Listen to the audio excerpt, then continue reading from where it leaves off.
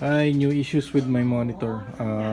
Kunin ko yung video para ma-demonstrate ko kung ano yung issue niya. The first one is meron siyang bright dot o parang kabaliktaran ng dead pixel. So, lagi siya naka-on. So, ito siya. So, yan, yung white dot na yan, hindi yan nawawala. And then, I noticed na merong dalawang dead pixel dito sa monitor na to. Alright. First dead pixel. Ayan. And then the second dead pixel, ito.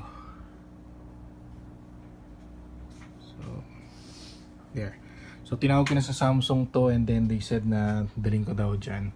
Also, medyo yung yellowish banding naman nandito naman sa left side ng monitor. So if you notice, mas madilaw tong part na to.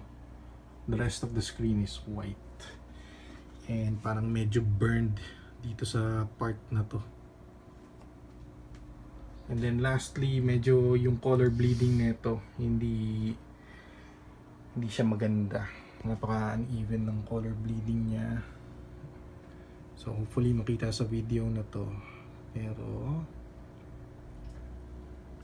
anyway, dyan sa edges, siguro ma-demonstrate ko pagdating ko dyan sa store. Ayan. Thanks, pero kailangan ko isoli itong panel na to.